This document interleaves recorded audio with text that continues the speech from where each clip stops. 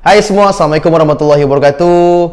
Kembali di Fahar Ahmad Channel. Dan pada hari ini saya akan kupas tentang isu rakyat Malaysia berpusu-pusu ke pajak gadai sewaktu tempoh PKPB.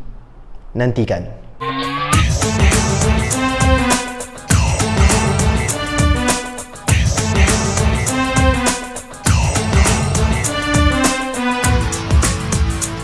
Okay guys, sebelum menonton jangan lupa tekan butang subscribe dan tombol loceng ni untuk notifikasi, like, komen dan share video ni, okay? Okay semua, hari ini banyak gambar-gambar yang berlegar di media sosial, terutamanya di Twitter, di Facebook, yang menunjukkan kedai pajak gadai menjadi tumpuan ramai orang untuk membuat pajakan. Okay? Apabila saya melihat situasi yang seperti ini, perasaan saya bercampur bau sebenarnya. Segembira, satu, gembira sebab mungkin yang sedang beratur panjang tu nak tebus balik barang yang dia pernah pajak dekat situ. Tapi yang menyedihkan, lebih menguasai minda dan juga hati saya, iaitu yang beratur panjang itu mesti sebab nak pajak barang-barang mereka di pajak gadai itu. Jadi timbul rasa kasihan sebab berkemungkinan besar memang saving mereka dah habis. Ada yang anak ramai, ada yang sakit, kos rawatan tinggi, kos ubat-ubatan, ada yang menyara ahli keluarga yang ramai, ada yang kehilangan pekerjaan, ada yang perniagaan yang dia jalankan sebelum ni okey, tapi bila dah jadi PKP ni memang terjejas teruk, terpaksa gadai apa yang ada. Dan apa yang saya dapat buat pemerhatian, masyarakat Malaysia sebenarnya ada yang sekarang dalam keadaan yang sangat-sangat dihimpit kesusahan. Dan jika perkara sebegini kita dapat lihat lagi pada masa akan datang, sebab perkara macam ni sukar untuk kita jumpa dan orang nak pergi pajak gadai sebelum ni pun malu-malu, sembunyi-sembunyi sebab takut orang tahu kata kita tak ada duit kan. Tapi sekarang ni beratok punya panjang, nasib baik pakai mask je. Nasib baik pakai mask je. Kalau tak pakai mask tu, buat yang tengah beratok tu kan, memang tak boleh tengah duduk main phone, bersih-bersih belakang. No! Jiran kita pun duduk beratok untuk pajak gadai juga. Tapi disebabkan pakai mask tu ada hikmah lah. Orang tak tahu sangat kita tengah duduk pi pajak kan. Tapi saya sangat-sangat bersyukur lah sebab saya ada pengalaman pajak gadai. Dulu waktu zaman saya di universiti, apabila ibu saya minta tolong untuk ke kedai pajak gadai untuk gadai sesuatu, mak saya bungkus tak salah saya cincin lah. Saya rasa macam apa benda sebab saya tak ada pengalaman tau. Tengok signboard pajak gadai tu biasa, tapi saya macam tak ada pengalaman dan macam mana prosesnya. Dan bila dah masuk, dah serah barang-barang apa semua, sekian. Lepas pada tu lah saya rasa macam kesian dekat mak saya kan, dan saya berazam yang saya akan bekerja lah untuk tebus balik apa yang mak saya dah pajak tu. Saya buat kerja part time, saya pergi tebus, dan bila dapat tebus balik tu, kita dapat tengok mak kita sangat-sangat gembira. Mungkin sebab barang kemas tu yang arwah ayah saya pernah beli, yang mana itu sajalah yang mana dia ada kan. Sebab tu saya rasa sangat-sangat inspired untuk kalau boleh tu tak maulah kita nak menyusahkan mak bapak kita kan.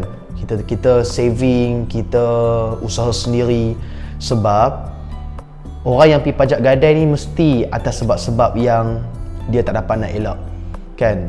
Dan sebenarnya dalam Islam pun konsep pajak gadai ni tak ada masalah. Cumanya kalau kita ikut sejarah, pajak gadai ni dia bermula apabila kedatangan British di tanah Melayu ni membawa orang-orang Cina masuk, dan orang Cina lah antara pelopor kepada bisnes pajak gadai ni. Sebab tu kalau kita tengok di pekan-pekan, di bandar-bandar, kalau kita tengok ada signboard pajak gadai tu, boleh kata kebanyakannya diusahakan oleh orang-orang Cina. Cumanya pajak gadai yang dibuat di kedai-kedai mereka ini mengenakan riba, okey, yang tinggi, yang mana inilah sebenarnya yang bertentangan dengan hukum syarak. Jadi apa berlaku? Saya ada baca-baca, saya tengok Terengganu antara negeri yang terawal yang menjalankan pajak gadai menurut Islam. Dan disusuli pula dengan bank-bank lain yang mana macam Bank Islam, Agrobank yang mana menawarkan juga pajak gadai Islam.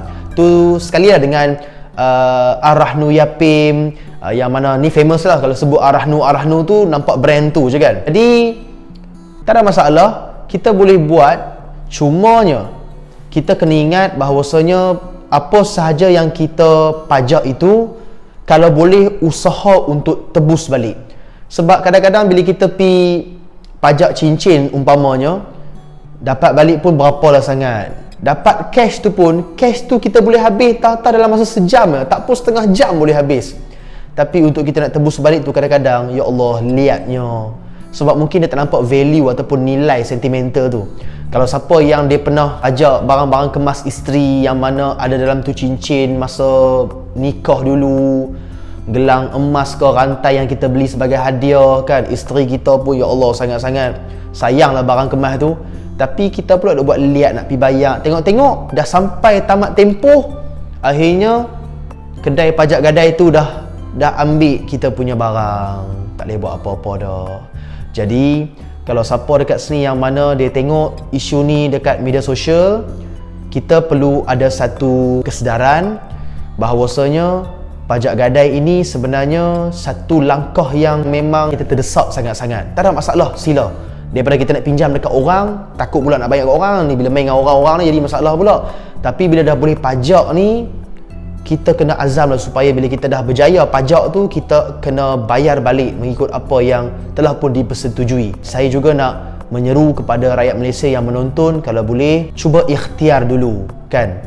Buatlah apa-apa, sebab sekarang ni macam-macam bisnes dari rumah yang boleh kita buat. Jadi dropship ke, jadi agent ke, tak kisahlah apa-apa pun. Yang penting jangan duduk sajalah. Sebab kalau kita nak mengharapkan bantuan kerajaan saja beri bantuan pada kita tiap-tiap bulan pun, saya rasa kerajaan takkan buat macam tu lah. Sebab lama-kelamaan kita punya dana pun akan habis. Sebab saya dipahamkan macam baru-baru ni pun, bantuan yang kita dapat tu pun diambil daripada war chest, ataupun kita panggil duit simpanan yang mana kita memang reserve untuk kalau lah Malaysia ni berlaku perang. Okay? Kita kena ingat bahawasanya kita juga sebagai rakyat kena buat saving. Kita kena buat emergency punya saving, sebab kes-kes macam ni lah kan, bila COVID macam ni berlaku kan, bila kita kena duduk di rumah kan, PKP ni. Jadi kalau boleh kita janganlah duduk saja, kita buatlah apa-apa pun. Kalau sampai tahap teruk sangat, tak apalah, silakan pajak. Okey. Dan kepada yang menonton, terima kasih kerana sudi menonton pendapat peribadi saya yang tak seberapa ni. Dan saya doakan semoga ekonomi kita kan, kewangan kita kembali normal, kembali pulih. Sebab Allah betul-betul menguji kita di saat pandemik COVID-19 ni. Mudah-mudahan kita semua sentiasa bersabar, kuat, tabah. Dan insya-Allah saya doakan kepada mereka yang pajak barang-barang mereka tu supaya dapat menebus semula barang-barang tu, dan janganlah leburkan barang-barang anda di sana sebab rugi sangat-sangat. Baik semua, terima kasih. Jumpa lagi. Assalamualaikum warahmatullahi wabarakatuh dan selamat datang ke bumi.